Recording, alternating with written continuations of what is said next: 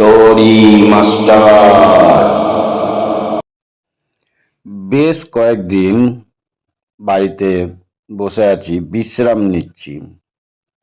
বাইরে আর সেরকম কোথাও যাওয়া হয়নি। হঠাৎ আমার পুরনো বাল্যবন্ধু, অনেক দিনের বন্ধু বিভূতিভূষণের কাছ থেকে একটা খবর পেলাম। তো বন্ধু আমাকে জানিয়েছে তাদের নাকি খুব বিপদ, খুব একটা অসুবিধের মধ্যে তারা দিন কাটাচ্ছে।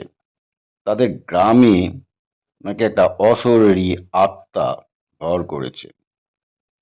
তো বন্ধু আমাকে একটু অনুরোধ করেছে যে, বন্ধু তুমি একবার এসো, একবার এসে আমাদের গ্রামের পরিবেশটা কি রকম একবার দেখে যাও। তুমি না এলে বন্ধু আমি ঠিক ভরসা পাচ্ছি না।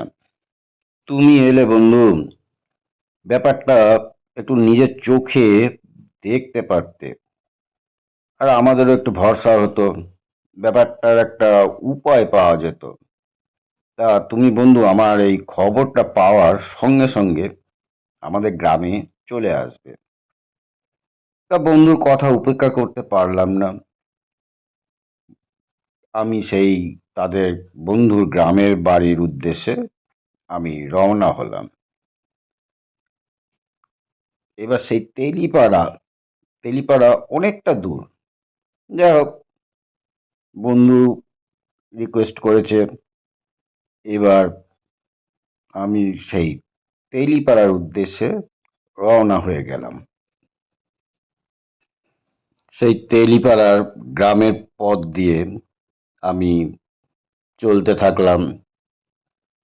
গ্রামের পথে খুব একটা কাউকে দেখতে পেলাম না। দুপুর বেলা একটু শুনশানি দেখলাম। তো বন্ধুর আসার কথা ছিল, হয়তো বেরিয়েছে, পথেই হয়তো দেখা পেয়ে যাব। তা আমি নিজেই আগের থেকে একটু এগিয়ে যাচ্ছি। দেখি গ্রামের ভিতরে যাই, আর বন্ধুর সঙ্গে যদি দেখা না হয় তাহলে কাউকে জিজ্ঞাসা করে নেব বিভূতির বাড়ি কোথায়। আমি বিভূতিভূষণকে বিভূতি বলেই ডাকতাম। তো এগিয়ে চলেছি গ্রামের রাস্তা ধরে। বন্ধুর অবশেষে পথে দেখাও পেয়ে গেলাম। এবার বন্ধুর সঙ্গে পথ চলতে চলতে তাকে জিজ্ঞাসা করলাম, কি ব্যাপার বন্ধু, তোমাদের যে গ্রামের কথা বলেছিলে, তা সেই ঘটনাটা একটু বলো তো, শুনি কি রকম ব্যাপারটা হয়েছে। তবে বন্ধু বেণীমাধব, তোমাকে আমি তাহলে ব্যাপারটা একটু খোলসা করে তোমাকে বলি। অনেকদিন যাবতই গ্রামের লোক বলা বলি করছে যে আমাদের গ্রামের এক প্রান্তে এক জোরদার বাড়ি আছে। সেই জোরদার বাড়ির ওখানে একটা পাত কুয়ো আছে, বড় পাত কুয়ো। এখনকার দিনের বাচ্চারা আবার পাত কুয়ো মানে ঠিক বুঝতে পারে না, বিশেষ করে এই শহরাঞ্চলের ছেলেমেয়েরা। তারা তো এখন আর পাতকুয়ো দেখতেই পায় না। যাই হোক, এই পাতকুয়োর ব্যাপারটা পরে আমি আবার জানাবো। তা গ্রামের মানুষরা যখন ওই জোরদার বাড়ির পাশ দিয়ে যাতায়াত করে, ঠিক সন্ধ্যের পরেই একটু রাত হলেই দেখা যায় সেই পাতকুয়োর উপরে এক ছায়া মূর্তি, প্রেতাত্মা, হ্যাঁ, ওই সেই পাতকুয়োটার উপরে দেখা যায়। আর একটা বীভৎস একটা গৌঙানির আওয়াজ, কান্নার আওয়াজ তারা শুনতে পায়। এই জিনিসটা বহুত দিন ধরে চলে আসছে। এবার তো ভয়ে সন্ধ্যের পরে তার ওইদিকে কেউ যায়ই না।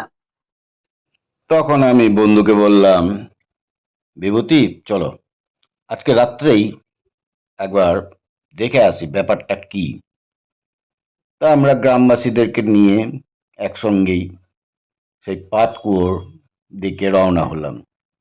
গিয়ে দেখলাম চোদ্দার বাড়ির একটা ধারে বেশ বড় একটা পাতকুয়ো দেখতে পেলাম। আমরা অনেকক্ষণই এই পাতকুয়োর সামনে একটু অপেক্ষা করছিলাম। বেশ কিছুক্ষণ পর হঠাৎই দেখছি পাতকুয়োর উপর উঠে এলো একটা বীভৎস একটা ছায়া মূর্তি, কোনো মহিলার ছায়া মূর্তি। সে মহিলা একটা কান্নার আওয়াজ বা একটা গোঙানি আমরা শুনতে পেলাম। ঠিক মতন বোঝা যাচ্ছে না সেই আওয়াজটা। আমি ভালো করে সেই আওয়াজটা উপলব্ধি করার চেষ্টা করলাম। তো সেই আওয়াজে আমার যেটা মনে হলো যে সেই প্রেতাত্মা মনে হচ্ছে সে কিছু বলতে চাইছে। তার একটা মনের ভেতরে একটা ক্ষোভ রয়েছে, সে কিছু চায়, সে কিছু বলতে চায়। কিছুক্ষণ থাকার পর প্রেতাত্মাটা আবার অদৃশ্য হয়ে গেল, মিলিয়ে গেল। তারপর পাতকুয়োটা আবার যেরকম ছিল সেই রকমই, শুধু পাতকুয়ো দেখতে পাচ্ছি আমরা তখন। চারিদিক শুনশান। ব্যাপারটা আমি ঠিক উপলব্ধি করার চেষ্টা করলাম। আমার মনে হলো এই পাতকুয়োর ভেতরেই কিছু একটা আছে, যার জন্য এই প্রেতাত্মা এই কুয়োর মধ্যেই আবদ্ধ হয়ে আছে। তখন আমি গ্রামবাসীদের বললাম, শোনো, তোমরা এই পাতকুয়োর পুরো জলটা সেচ করে ফেলে দাও, একবারে পুরো তুলে জলটা ফেলে দাও। আমি দেখতে চাই এই পাতকুয়োর ভেতরে কি আছে। কথা মতন তাই হলো। পাতকুয়োর পুরো জল তুলে ফেলে দেওয়া হলো। তারপর দেখা গেল যে পাতকুয়োর ভিতরে একটা নর কঙ্কাল রয়েছে। তারপর সবাই মিলে সেই নর কঙ্কালটা উপরে তোলার ব্যবস্থা করা হলো। তারপর সেই নরকঙ্কালটা যখন উপরে তোলা হলো, আরে বাবা, এক বীভৎস এক মূর্তি, এক নরকঙ্কাল। তবে মনে হলো এই কঙ্কালটা কোনো মহিলার হবে। আমি বিভূতিকে বলতেই সে বলল,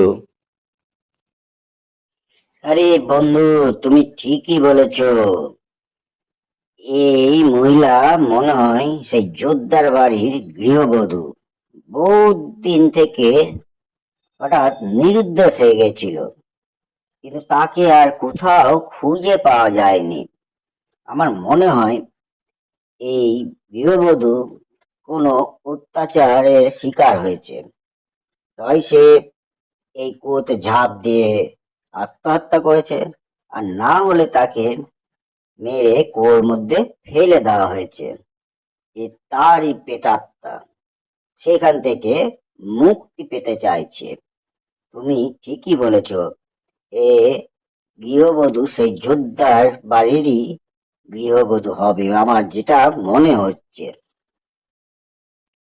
আমি তখন বন্ধুকে বললাম, বন্ধু, এখন এই নরকঙ্কালটার একটা সদ্গতি করতে হবে। এই কঙ্কালটা নিয়ে চলো, আমরা এর সদ্গতি করে আসি। তারপর সেই নরকঙ্কালকে নিয়ে চিতা সাজিয়ে সেই চিতার ওপর নরকঙ্কালটাকে আমরা চাপিয়ে দিলাম। কিছুক্ষণ চিতা জ্বলার পর আমরা যা দেখলাম, উফ, বিভৎস! সেই চিতার থেকে সেই গৃহবধূর পেতার ছায়াটা আস্তে আস্তে ধীরে ধীরে সেই আগুনের উপর থেকে ধীরে ধীরে ধীরে ধীরে উপরের দিকে উঠে চলে গেল। আর তার সেই চিৎকার আমরা শুনতে পাচ্ছিলাম। তারপরে আমরা চিতার আগুন জল দিয়ে নিভিয়ে সকলে বাড়ি চলে এলাম। এরপর আমি তো আমার বাড়ি ফিরে চলে এসেছি। তারপর বন্ধুর কাছ থেকে খবর পেয়েছি সেদিনের পর থেকে নাকি আর সেই প্রেতাত্মার আর উপদ্রব গ্রামবাসীরা আর পায়নি। তারা এখন সবাই নিশ্চিন্ত।